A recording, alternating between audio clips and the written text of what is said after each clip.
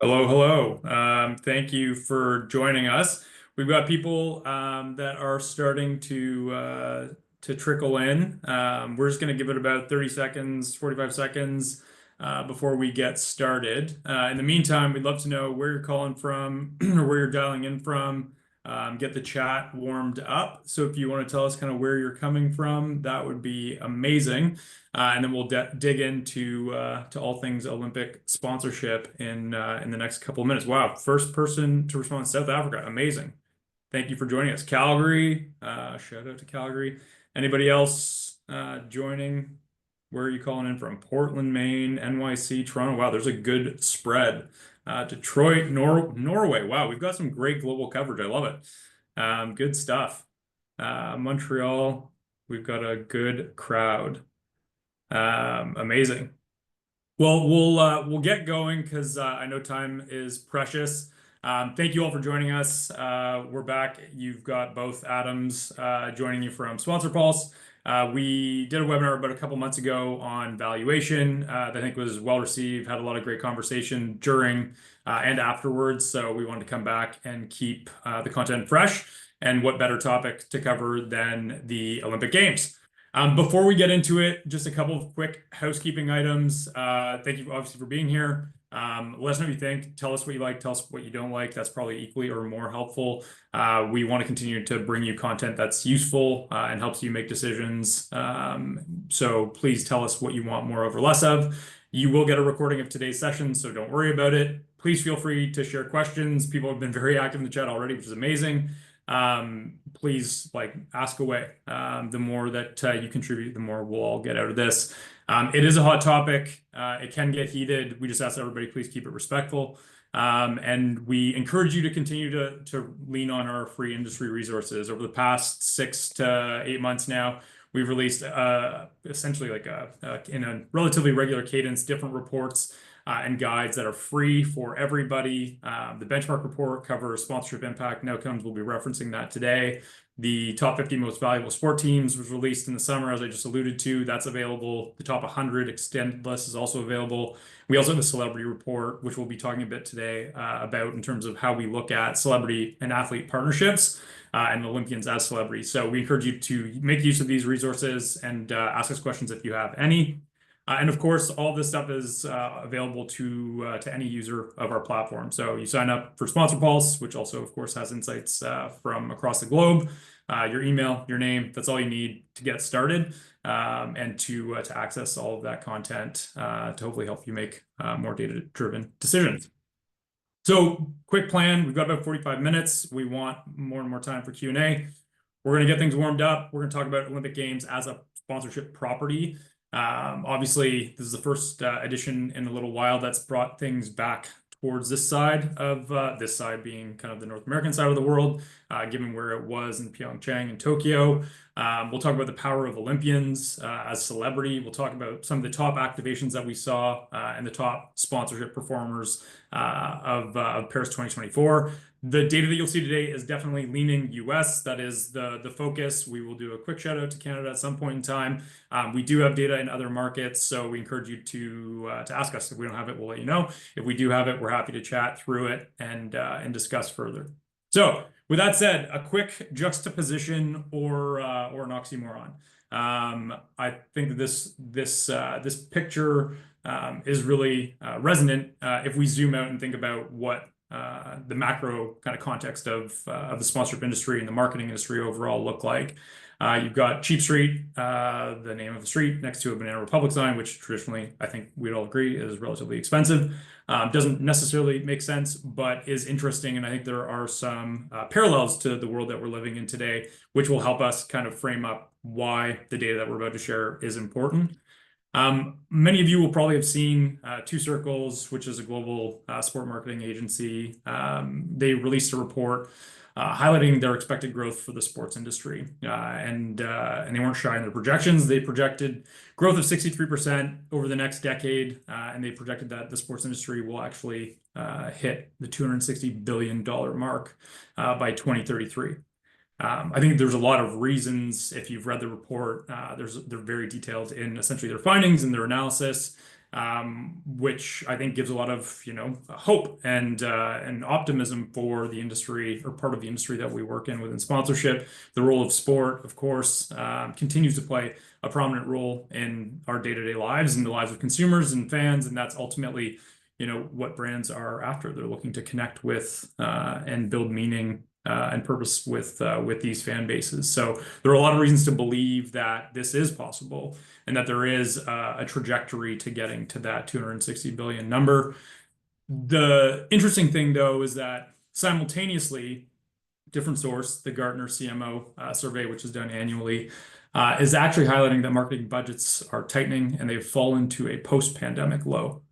So these two things can coexist. The sport industry can be growing and can continue to grow, but it's important for us to also remember that we're within kind of the marketing space and the marketing industry at large, and the challenges that the marketing industry is facing are increasing with the way that budgets are tightening. Now, if you pair those two different data points with some of the global sporting events and on the calendar over the next several years, there are more and more marquee tentpole events that are taking place around the globe. If you've got, the FIFA Club World Cup coming to the US, you've got the Women's Euros, UEFA Women's Euros. You've got obviously the next several Olympic editions that are Milan 2026 and then LA 2028. You've got FIFA coming to North America. There is no shortage of events, and of course, all of these different properties are vying for budget from brands. And if you pair with that a lot of the noise, and noise in a positive way, a lot of the increased competition that we're seeing, we've got new leagues, we've got new franchises popping up. Portland, obviously, with the WNBA, and Toronto announced, obviously, in the summer. The PWHL coming off of a great inaugural season, Major League Cricket, and cricket making its re-entry into LA 2028 for the first time in over 100 years. Those are just a couple of a spattering of dozens of new properties that are fighting for the same brand dollars and ultimately marketing dollars and budgets. So it's important that we keep kind of our eye on the context of what's happening around us, so that we know how we can build stories and narratives, and how we can prove that there is a return on investment, return on outcomes from sponsorship, which is what we're here to talk about today. So let's get into Paris 2024. We're going to see if the chat is still pretty active. Let's start. We want to know from you, what was your defining moment? So what do you remember? If you think back, it's not that long ago, you think back to the 2024 Paris Olympic Summer Games, what is the moment that you recall? Was it sport related? Was it emotion based? Was it opening ceremonies? Was it in the news? What was it for you that jumped out? Adam, I'll ask you, what was the one thing for you that jumped out? Yeah, for me, it was the pole vault kind of anticipation around a world record like that. That was quite awesome. Anytime you see a world record broken and like that is, the chat's blowing up. So pole vault's my answer, but there's other answers now. Love it. I love it. And there are some that we've captured here. There's a lot of Canadian content in there, which I love. We obviously put Celine in the top left. Her return, obviously, opening ceremony is pretty powerful. There's always interesting. The Olympics are a fascinating thing because there's always typically there's a negative news cycle. Of course, Olympic Village and the quality of accommodations is a hot topic, always kind of seems to be. I think that these were paper beds is essentially what the word on the street was. You've got La Seine and the quality of the water and some of those issues that, of course, took up some of the airwaves. But I think there were some incredibly powerful moments, performances across kind of the gamut. Which obviously, make it a very memorable games. Given Team USA and US sponsors being the focus, US obviously had an incredible games again, and really was interesting to see some of the personalities like Snoop that they brought to the forefront. Mixing culture, music in with sport in a way that I think a lot of people were like, "What the hell are you doing?" But it seems to have actually played pretty well. In terms of where he showed up among some of the other celebrities that we saw.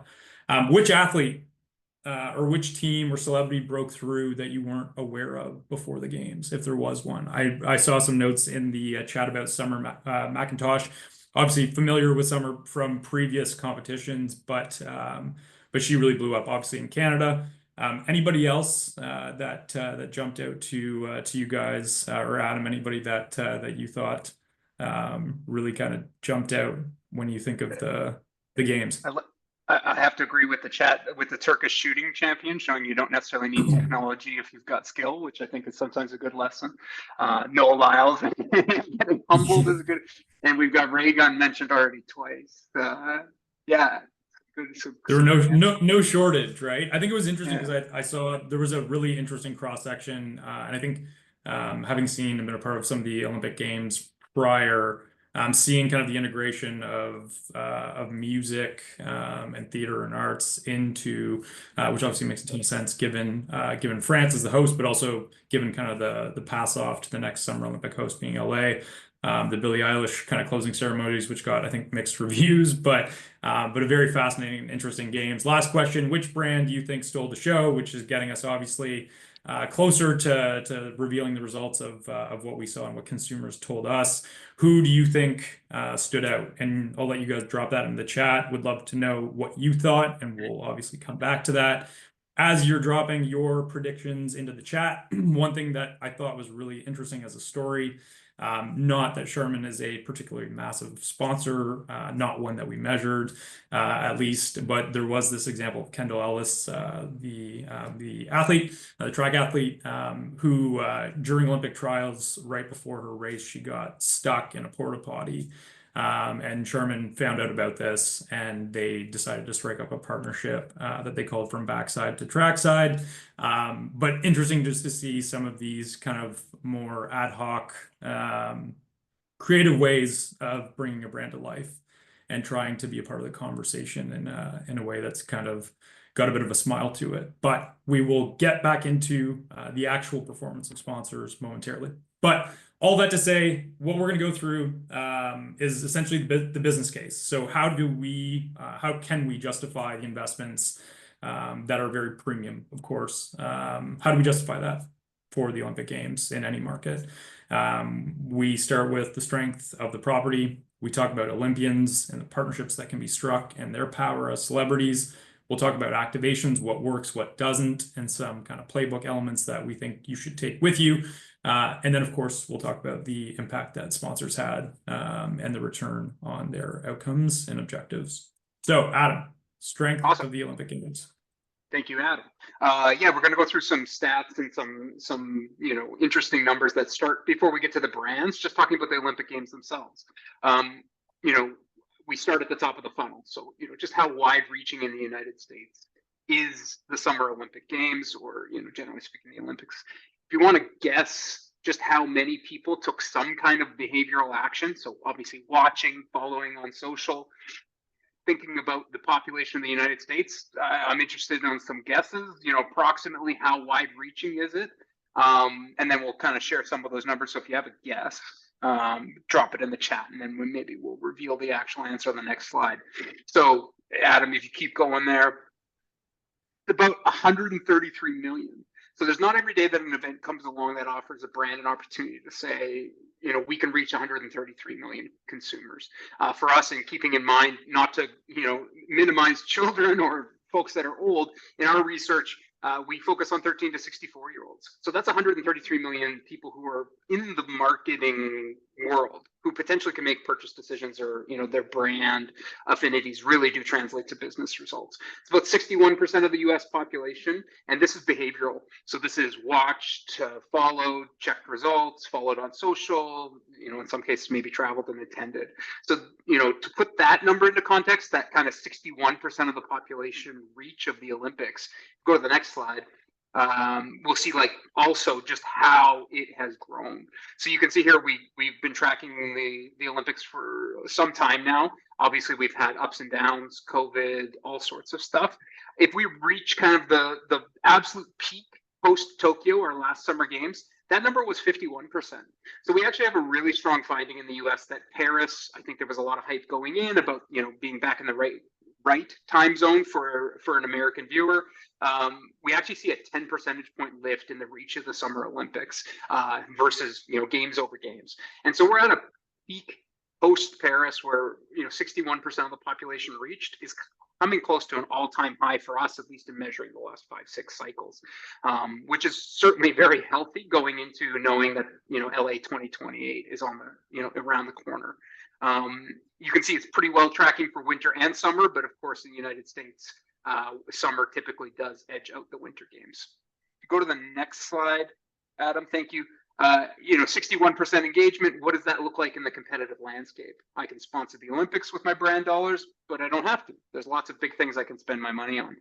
That is starting to encroach on levels seen by the biggest and baddest, which is always the NFL. So the NFL reaches with the same measurement, same kind of time period, same methodology, about 64%, getting close to 2/3 of the population. And you can see how things kind of level out from there. So, this games has kind of, in the US, taken the Olympics from kind of an NBA, NHL competitor in terms of reach up to more of an NFL competitor in terms of reach. There's lots of factors to consider. Reach isn't everything. Obviously, the NFL and these leagues provide year-round, basically, coverage, multiple touch points. But we'll also talk about how the Olympics is starting to tell stories that extend beyond the few weeks where the games are actually being held. We know there's some Canadians tuning in. It is also a North American story. So you'll see kind of in the next few slides, a few Canadian sound bites. Adam, if you flip ahead there.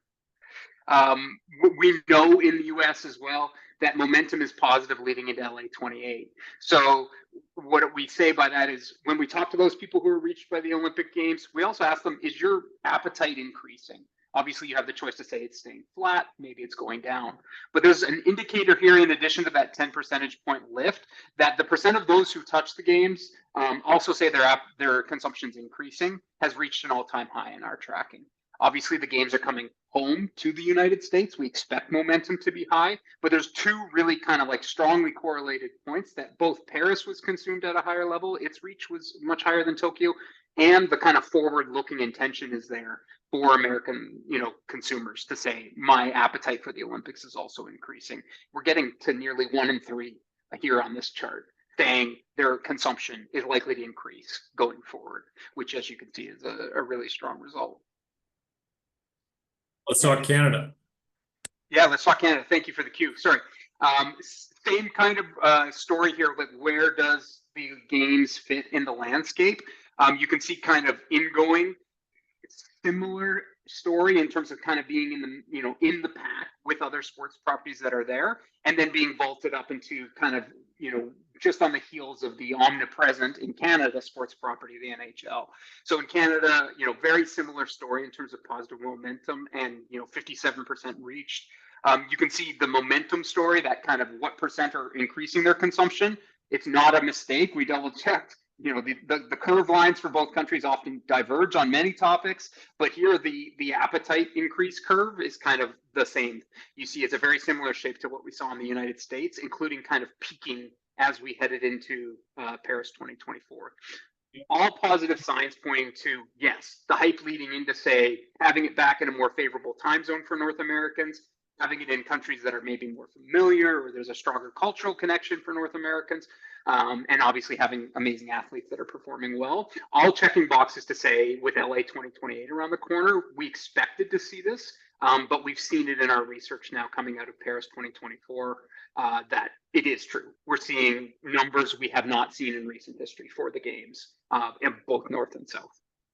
Yeah, I think it's an interesting thing because we talk a lot about with brands in particular who are either considering investing in the Olympics or who are currently investing in the Olympics or trying to get involved in some capacity, maybe through media or broadcast sponsorships. But the Olympics are an always-on property. They're not always activated. Actually, they're quite rarely activated as an always-on property. But I think some of these metrics and the facts of where the Olympics are going to take place, obviously Milan is 2026 for winter. You've got the NHL committed. There's a lot of reason, I think, to believe and a lot of reasons to support why brands should really be considering looking at the Olympic Games as an always-on investment, not just 2 weeks or a 2-month kind of window. Because these athletes and their stories and the road to the Olympics are obviously really powerful moments for brands to capitalize on. So great to see that there's momentum growing and that we expect it to continue through to 2026, through to 2028. And I wouldn't be shocked by 2028 to see the Olympics, overpowering for a period of time the NFL, or in Canada, the NHL, which is something that we haven't seen in our at least in a long time. A So long time. it'll be interesting to continue to monitor that. Cool. Celebrities. So yeah, that leads to kind of the next topic, and I think we've hinted at this. We'll get into some of the content and campaigns that performed best during this Olympic cycle, but before we get there, across the industry, Olympics or not, whether it's NIL or just how brands are strategically activating passion points, you've seen, a shift to featuring individuals, partnering with individuals, and leveraging whether it's their social presence or just, frankly, their personalities. So we wanted to talk about Olympians, and in particular, kind of talking about the gender parity story. So I think most in the industry know this. We want to back it up with some stats. This games was, kind of one of the most equal, as you can see in the left chart. For the first time, I think was pretty well advertised stat that we had true parity in terms of the participants in the games, as well as for a few games now, and increasingly so on the final day of the games, there's been increasing parity or even exposure for female athletes above and beyond male athletes, kind of correcting some things that if you go back to something like Salt Lake City, where primetime coverage of female athletes was only a third of what it was for the male athletes. So we have a games where there's parity in who's walking out during the opening ceremonies, and there's coverage parity, or even better than parity. So we wanted to focus on U.S. Olympians, but particularly those who've broken through in the population who are female athletes. So let's look at some results. How do we measure the power of a personality? We do it a little different at Sponsor Pulse. There's lots of metrics you can lean on. The classic is always polling social media followers. I'm not to knock, it's an important number to sense somebody's reach, but I think we all know, kind of sneaky behind the scenes, social media following can be influenced by different factors. Let's just say it isn't necessarily purely objective. It can be juiced. It isn't necessarily consistent between platforms, and sometimes those social media metrics are behind walls that the platform themselves are promoting or selling the data, and obviously they have skin in the game. So what we do is we go back to research fundamentals. Do people in the marketplace recognize these individuals with a photo of them? You know who this is? How do you feel about them? And would you support a brand that they sponsored? We have some other metrics here as well, but that's when we go a little deeper to help brands identify who they should be partnering with. And sometimes this can really be revealing versus sometimes our own bias in what we follow, but also be surprising in terms of just how wide-reaching some of these personalities are. So we'll talk just right now about recognition of some U.S. female Olympians. We've got 3 points in time. The gray bar is kind of before the pre-Olympic cycle began, like earlier this year, January, February, some early Olympic storylines, but generally speaking, not a lot of people are paying attention to the Olympics. Then we've got right on the cusp of the games, and then we've got post-Paris. And, typically the percent of the population that can recognize an individual stays pretty stable unless something crazy happens. But what you can see here is some really interesting findings. So at least from my perspective, if I could talk about some themes here. First of all, you can see for many individual U.S. Olympians, a really big build on their visibility. We expect it to go up during the games, but you can see doubling, or 20, 30-point lifts, which is not something you typically see unless, they've alone been a storyline. So for somebody like Suni Lee, now recognized by 51% of the population. We'll put that into context just shortly. Same with Katie Ledecky. Interesting as well that some of these individual athletes who are, in more of the traditional Olympic sports like gymnastics or track and field or swimming are more recognized by the U.S. population than some athletes who, frankly, are in, sports coverage all the time, who play in the W, who play in the NWSL. So I think there's some learning there as well, that those team sports don't necessarily drive personality recognition to the same level that the individual sports do. We'll put this into context here, how good is good? So when we say, 51% of the population recognize this individual, where does that stand for others? So if we've got a line here from nobody knows who you are to everybody who knows who you are, we'll start with an athlete like Chet Holmgren. If you could ding that one. So he's in a massive AT&T campaign. About 20% of the US population know who that person is. Dustin Johnson, start to get to 25, 30%. Go a little higher, you get to, an MLB star like Bryce Harper, now talking 40-ish%. Let's speed up a bit. Somebody who's pretty universal, Patrick Mahomes, 60, 70% of the population can recognize Patrick Mahomes. And then you get to kind of the top of the mountain. Nearly 100% of the US population can recognize Mr. Michael Jordan. So that's some context with the exact same metrics on people. If you think about the brand dollars flowing, we kind of picked these just because they spread out nicely on a chart. But if you added up all the brand money going to these 5 individuals, and then, if we compare to where these US female athletes are at, it's pretty compelling where they show up on the line. Many of them, it may be counterintuitive, but coming out of Paris, we have 3 people who beat out, arguably one of the biggest stars in baseball. You can see somebody like Asia Wilson or Breanna Stewart are ahead of NBA stars, for example, like Chet. And you can see Simone Biles is up there more closely aligned with a Michael Jordan level of awareness than a Patrick Mahomes level of awareness.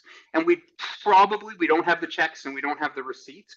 Find out that the dollars flowing to those circled in green are still probably a lot larger than those in purple.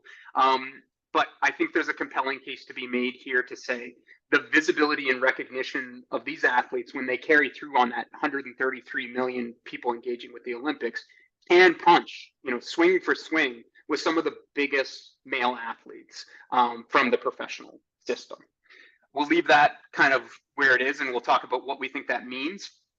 You'll see as we tease, and I'm going to be a little bit of a spoiler, but a lot of the content, if you consumed the Olympics fully, talked about the journey to the Olympics. What happens between games? What happens before they become an Olympian when they're young? And so, we are seeing during the games a lot of storytelling about the journey. One of the opportunities we think is for brands to leverage the Olympic Games outside the immediate Olympic cycle.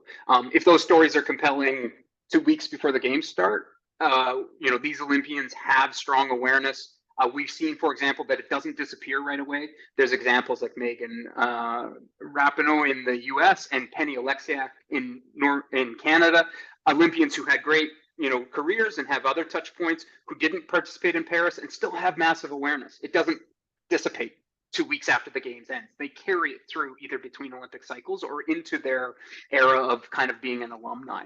So there's storytelling opportunities that's being leveraged during the games that arguably brands could be leaning into between Olympic cycles that is just as compelling while these athletes are training and preparing and building their careers. Beyond the usual suspects, it's very, kind of standard to pick your big sports all-star.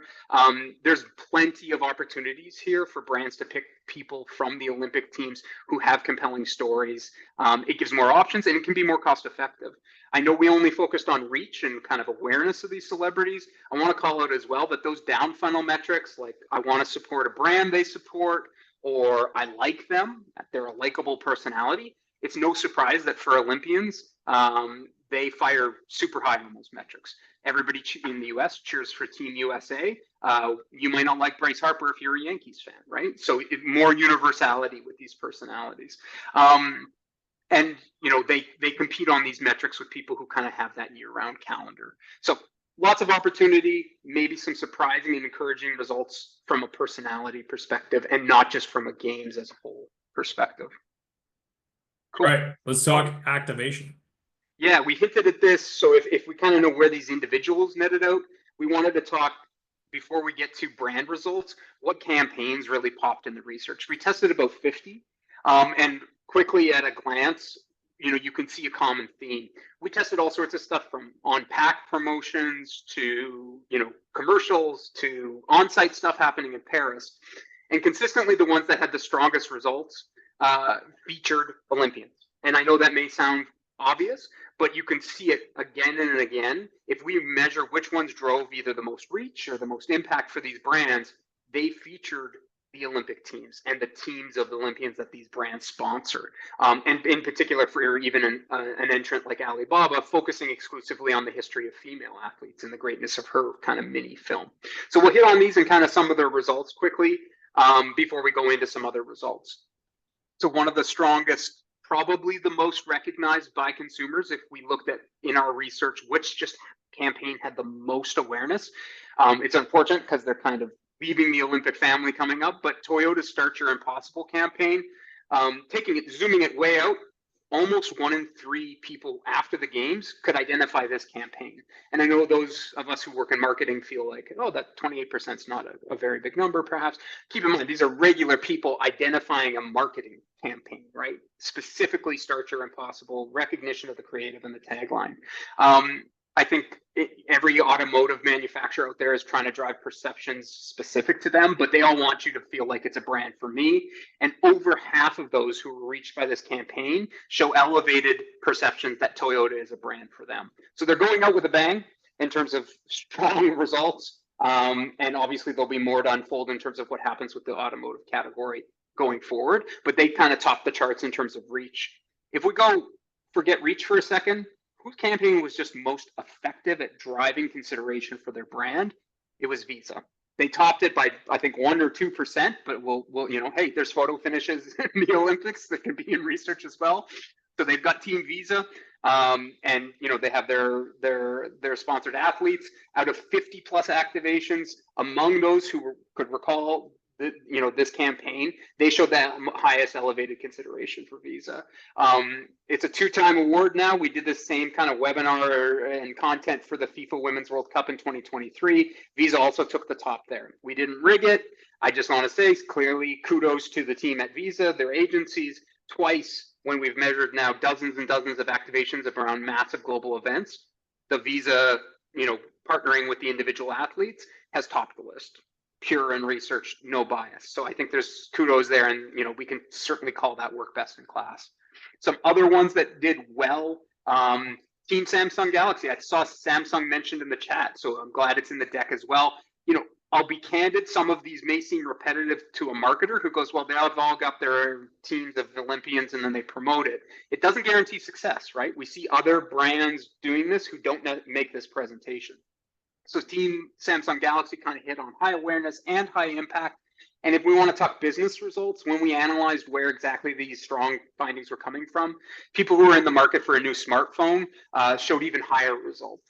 So, hey, Samsung does a little more than smartphones, but it certainly doesn't hurt to feature Galaxy, Team Galaxy, and then have the results highest amongst people who are considering a smartphone in the near future. Another one with strong results, Delta's a really interesting brand. We had United in this kind of seat with the USOC before. We switch over to Delta. They start, celebrating LA 28. They put together very strong campaigns about how these Olympians get ready and build their careers and get ready to be an Olympian. It was a top 5 activation alongside partners who've been around for a long time. So see a brand that's new to the Olympics, be up there with the Visas and the Samsungs and the Coca-Colas and such, I think should be celebrated. And you can see if you try to track this campaign, they're already seeding heavily a lot of their messaging towards celebrating LA 28. Very intelligently kind of leveraging, bringing it home before that's even happened. We're 4 years out, but there you go. And then I think we've got one more, which was Michelob Ultra. Interesting time for beer with the Olympics. We've got Corona Zero globally. Then we've got activating Michelob Ultra with the category in the US. They again, and I know I've said this a couple times, followed athlete stories, celebrated what it takes to get there and be excellent. They also saw the highest awareness being driven by their on-pack. So they did a special wrap around the neck with the rings, leveraged that. That was the #1 awareness driver for them, actually activating at retail. And again, if we were talking to them, it's exciting that the awareness and all the results I'm talking about go up significantly when we do only beer drinkers in the US population. So if we kind of boil it down, I know you can probably see these themes for yourselves, but out of 50 plus activations, the ones that continued to show up in the top 5 for every metric, they celebrate and support individual athletes. Not necessarily from a rah-rah cheering, flag waving perspective. Obviously it's present, but generally speaking, it's very much about the athletes, their excellence, their journey, and in a broad way, in the sense that they've got 10, 12, 20 athletes on their teams. I think you can see from the creative as Adam flips through those slides, presence of Paralympians front and center. All of these campaigns that did very well in our testing had strong presence of the Paralympics and those athletes among the Olympians. And we'd be remiss, again, you see the creative, it just comes through in the research. There's strong performance, especially for Alibaba and some other campaigns that really put the female athletes at the front of this campaign. Not to diminish the male Olympians to the point of saying they shouldn't be included. That's not the message. But right now, to drive maximum impact in the marketplace, you can't go wrong with kind of celebrating the athletes, including Paralympians, and putting the spotlight on female athletes. It was pretty consistent across the research. Cool. All right. Well, now we get into the sponsor impact and return on objectives, return on outcomes. What actually came out of the investments that were made by some of the brands that we've been talking to you about? We've given you kind of the headline of the business case, obviously mass reach, great momentum, both in Canada and the US for the Olympic Games. We've talked about the power of celebrity among Olympians and where they stack up relative and the opportunity that exists there in partnerships. We've now shown you some of the top activations, starting to build a playbook. Obviously, it's hard to ambush the Olympics, and there's obviously a lot of rules in place to make it hard to ambush the Olympics. But you can see some of those common themes that you can take with you as you think of activating the Olympics in the future, or even other properties that you're looking at or currently partnering with. But ultimately, when we're trying to build that business case, the question is, what did we get out of the investment that we made? So did it break through, and did it actually deliver on attitudinal or behavioral shift? And how does that actually stack up in a very competitive segment? Obviously, when you look at the types of brands that have been there, many of which who have been involved for decades and decades, how do they all stack up, and are they actually getting the benefit that they're looking to deliver to the business? So what we do when it comes to measuring outcomes, and we could spend lots of time on this, but we are looking at the property health, which we've talked about. We're looking at unaided, so unprompted. You think of the Olympic Games, who do you think of, or what brand comes to mind? As well as aided, so then prompting people, were you aware that this brand sponsored the Olympic Games? Source of awareness, which really is predominantly the activations, so understanding and attributing success to the specific activations themselves, which allows us to say, these are the things that you should do more of or less of based off of the results. And then, as Adam kind of started to allude to, we're looking at, is it moving the needle with equity statements that you're trying to improve? Is it driving favorability, so the attitudinal side? Or is it driving purchase consideration? So the behavioral side of trying to get people in and consuming your product.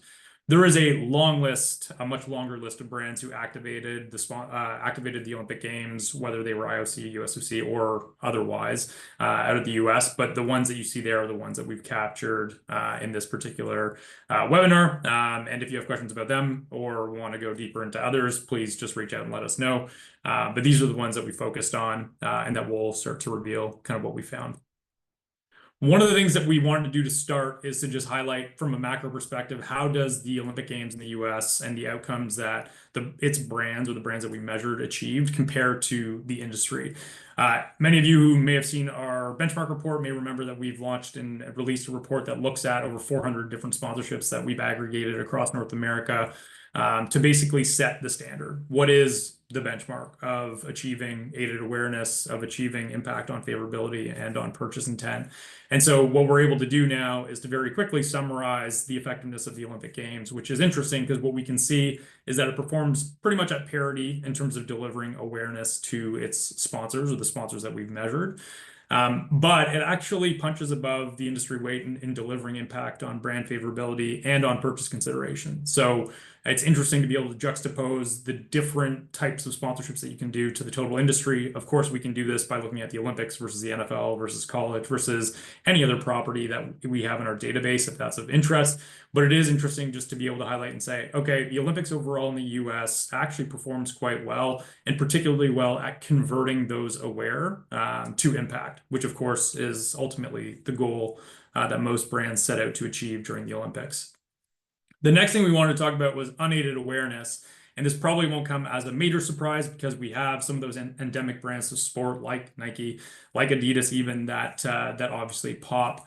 But Nike does dominate as the most recalled brand unprompted when we ask, who do you think of, or what brand comes to mind, first comes to mind when you think of the Paris 2024 Olympic Summer Games. You can see for Nike, they're up 8 points versus Tokyo.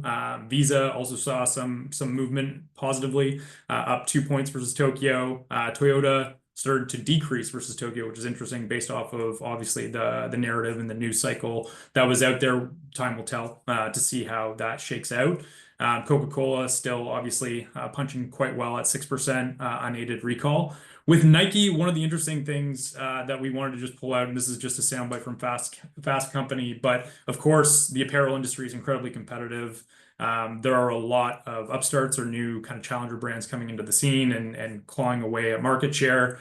But Nike essentially made a statement a while back that they were intending to invest over $1 billion in consumer-facing activities throughout fiscal 2025. And really doubling down on their sports marketing efforts, and that those campaigns were really going to push off with the Olympic Games. And this would give us reason to believe that some of those efforts are paying off.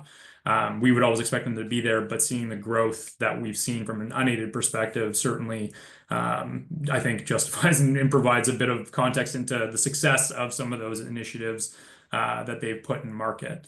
Now, as we look to aided awareness and the other metrics, we're going to look back at just those that we've actually prompted to consumers, to respondents, and give you kind of the lay of the land on who won across the key metrics that we measure.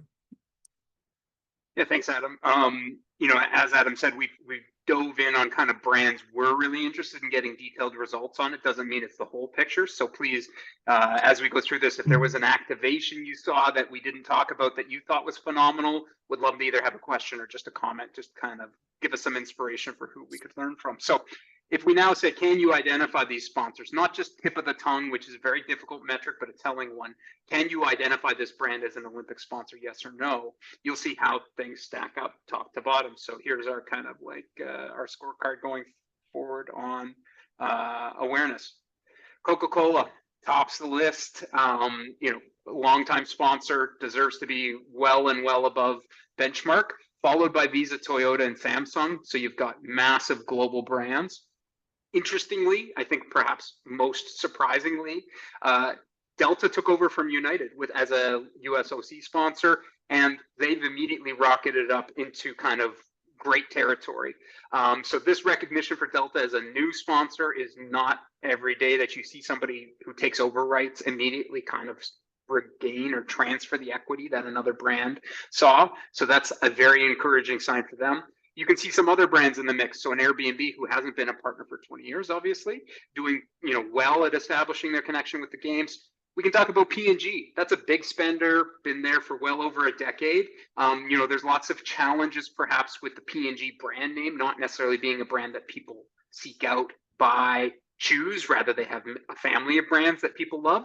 But you can see kind of that they haven't necessarily vaulted themselves into the top with some of these other global brands. And then you get Michelob Ultra, Bridgestone, and Alibaba to round out kind of the awareness records. So interesting stuff. I know from our perspective, sometimes people go, well, some of those are USOC sponsors, some are IOC.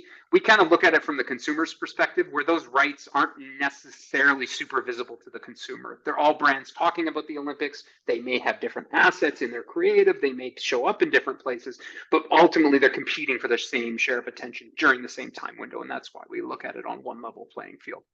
Okay. So it just speaks to like, sir, go ahead. Sorry, I was just saying, it speaks to like consistency. It speaks to the importance of activation. And I think there are many other consumer brands, consumer categories that would stand to benefit immensely from obviously a partnership in the space. I understand there's a premium, but they also provide a premium environment and access to, as we said, over 130 million Americans in the US. And millions of Canadians, obviously, this side of the border. But it's interesting to see that those who don't achieve our benchmark are probably leaving opportunity on the table, which may be due to financials and the way that markets kind of going or gone over the past couple of years or post-pandemic recovery. But there's lots of opportunity for other brands to get in, and Delta provides a pretty great picture of you can get in and get started and jump up the charts pretty quickly. And there's a question in the chat that I'll address as well. It's a couple other points here. So what does that benchmark line mean?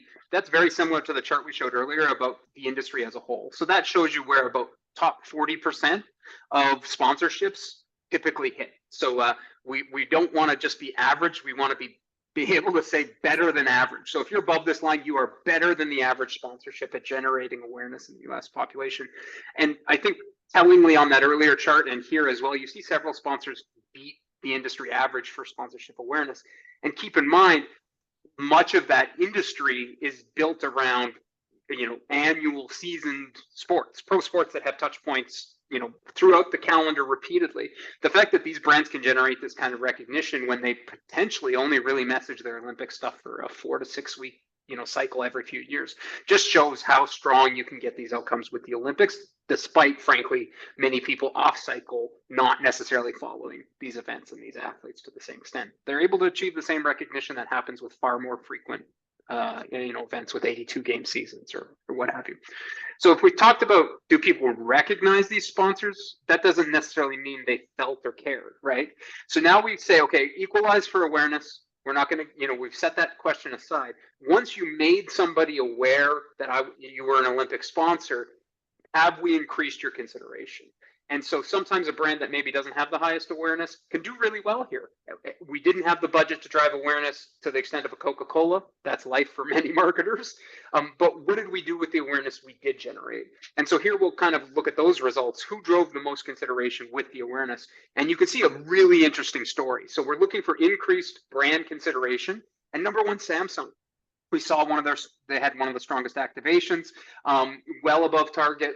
But also Bridgestone, a brand that maybe didn't have the most massive awareness, but was very effective at driving consideration with the awareness they did generate. You can see, I think, tellingly here, almost every partner is above the industry average. So again, we can say the typical brand getting involved with the Olympics, whether it's IOC or USOC, is going to get a consideration lift that is above the industry average, except for maybe a couple partners here. So you can see, though, as well, the high awareness partners like a Coca-Cola still doing very well with much bigger awareness, but there's really compelling stories for partners who maybe aren't those 20, 30-year partners, an Airbnb or even an Alibaba, converting strongly from awareness to consideration. If we go to the next slide, we all, there's always, two objectives, perhaps. We want people to like us or feel better about us is one, which we'll talk about right now. We just talked about consideration. If we just go favorability, maybe less of a call to action type message and just who felt better, who got the best benefit attitudinally. We'll see who comes to the top here. Samsung again. So Samsung both fired off. If you remember from that activation, they had good reach of activation, they had good impact of their activation, and here they've topped the chart on both consideration and attitudes. So if they were Olympian, they'd be coming home with several medals coming off the plane. We also do see Coca-Cola and Visa edging. It's practically a tie. But again, the P&G and Michelob Ultras may be some opportunities to say, how do we do stronger results next time around? Same for the Bridgestone and Deltas. Again, everybody's doing really well versus industry, but obviously there's opportunity to accelerate games over games with optimizing creative messaging, optimizing how we go to market and when we go to market as opportunities. So that hopefully gives everybody a general idea of where kind of those sponsors fell. Of course, the devil's in the details, right? So we've talked about some of the activations, not all of the activations that we've tested. We've talked about the results, some of the results that we have on who and where do they stack up, given kind of the nature of a webinar and having only so much time. A big part of the exercise, obviously, as we're looking at how do we improve, is what are the actions that we can take. So a big part of the analysis that we can do and that we often do is looking at, okay, among any sponsor, your scorecard, what were the drivers across a number of different activations or assets that you activated in market, and then helping you understand which are the dogs that you need to get rid of, which are the ones that are high performers that you need to continue to put more fuel on. But essentially then building, the roadmap and the blueprint for how do we continue to evolve our partnership, drive greater results, and focus on the assets, the activations that are really moving the needle. I think also here, and the intent and goal of this is to provide kind of inspiration and lessons learned of what can you do, what could we do, steal with pride from the industry. I think that's how the industry gets better. We don't always have to recreate the wheel or start from scratch. So hopefully this gives you some context as to what some of those opportunities look like. And how to go about it in your respective markets or for your respective brand, or even in sponsorships that go obviously outside the realm of the Olympic Games. So we've got about 10 minutes left. We want to throw it over to you guys if you have questions. Obviously, we want to hear from you. A couple of quick summary notes. The macro environment, let's keep in mind there is a very interesting juxtaposition the industry is growing. There's a lot happening, but there's also budgets are tightening and the economy is tough. We need to be aware of that and ensure that the business case for sponsorship is crystal clear. There's more and more competition from tentpole events, as well as some of the challengers and some of the new leagues, new entrants. Be aware of it. Brands are obviously hearing from all of them, vying for budget, which is difficult to do. The Olympic Games, I think the data continues to present that they're an elite property. There's a lot that we can lean on from the data that we've shared here today to say it's a wise investment for those who can afford it, which is not everybody, right? But we know it's an elite property. We know it reaches the masses, and the indications that we have from consumers are that momentum is at an all-time high. And we expect that that will continue through Milan and, of course, with LA 2028 around the corner. So we'll throw it out to you guys. If you have any questions, please jump in or tell us what you agree with, what you disagree with. And Got one here, Adam. Yeah. Joe asked a great question, which is, do any non-rights holders, right? So you could have these USOC rights, you could have IOC rights. The answer is absolutely. We highlighted 5, 6, 7 brands that really showed up in a very present way, but over 50 brands were mentioned as Olympic partners, and certainly more than a dozen of those don't have what most of us in the industry would call an official standing or partnership.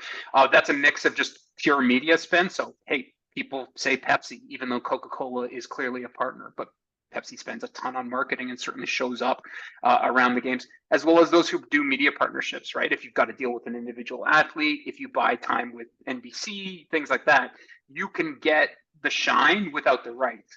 We do see and have to acknowledge that on that chart, most of the brands that were very present have some kind of official standing, but it absolutely is the case that many brands get attribution that, isn't in a contract somewhere at the IOC or USOC.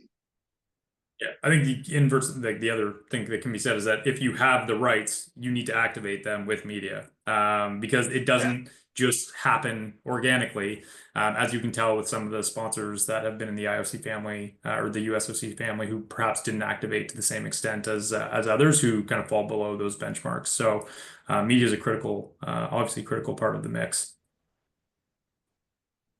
Any other questions, comments, thoughts about the Olympics?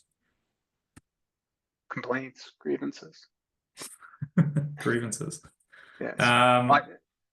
Thank you. All right. Well, we'll call it there then and give everybody some time back.